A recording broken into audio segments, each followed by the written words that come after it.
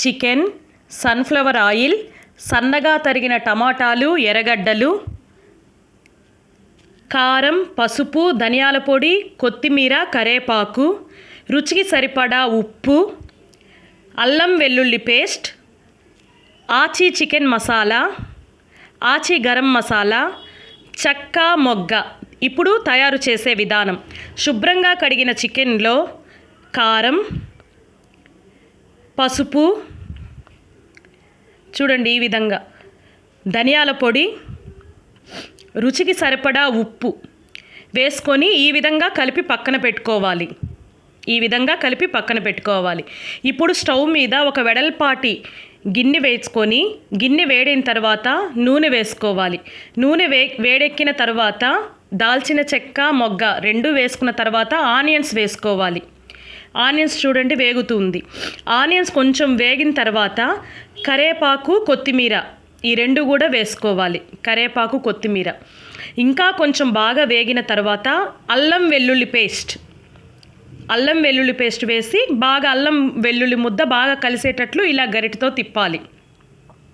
చూడండి ఈ విధంగా. ఇది బాగా వేగుతూ ఉండగా మనం ఇందాక నానబెట్టుకున్నాం కదా చికెన్, ఆ చికెన్ ముక్కలన్నిటినీ ఈ మిశ్రమంలో వేయాలి. ఈ విధంగా వేయాలి. చూడండి ఈ విధంగా కలపాలి. వేసి కలపాలి, బాగా కలపాలి.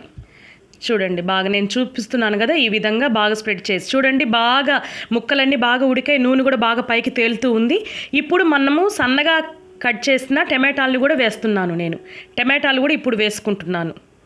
చూడండి కొంచెం టమాటాలు వేగిన తర్వాత దాంట్లో మళ్ళీ పసుపు వేస్తున్నాను, కారం,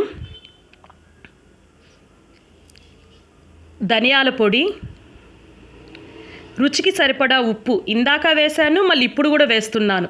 రుచికి సరిపడా ఉప్పు వేసి మళ్ళీ కలపాలి. గరిటెతో బాగా కలపాలి.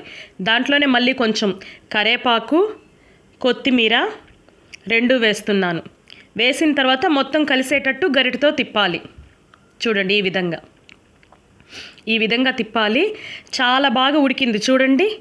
ఈ విధంగా నూనె అంతా పైకి తేలి బాగా ఉడికిన తర్వాత మనము దీనిలో ఏం చేస్తామంటే కొద్దిగా నీళ్లు పోసుకుంటాము. మళ్ళీ చూసుకొని ఇంకొంచెం వాటర్ వేసుకుంటున్నాను. ఈ వాటర్ వేసుకున్న తర్వాత గరం మసాలా వేస్తున్నాను. తర్వాత ఇప్పుడు చికెన్ మసాలా వేస్తున్నాను. చూడండి చికెన్ మసాలా కూడా వేస్తున్నాను. ఈ విధంగా వేసుకున్న తర్వాత మొత్తం కలిసేటట్టు గరిటెతో తిప్పాలి. తిప్పేసరికి ఇవంతా చూడండి బాగా పొంగొచ్చేటట్లు ఎంత బాగా ఉడికిపోయిందో. ఇలా తెల్లిన తర్వాత స్టవ్ ఆఫ్ చేసేసి కొత్తిమీర, కరేపాకుతో గార్నిష్ చేసుకుంటే టేస్టీ చికెన్ కూర రెడీగా ఉందండి. చూడండి ఎంత అందంగా ఉందో. టేస్ట్ కూడా చాలా బాగా వచ్చిందండి. చాలా టేస్ట్గా వచ్చింది.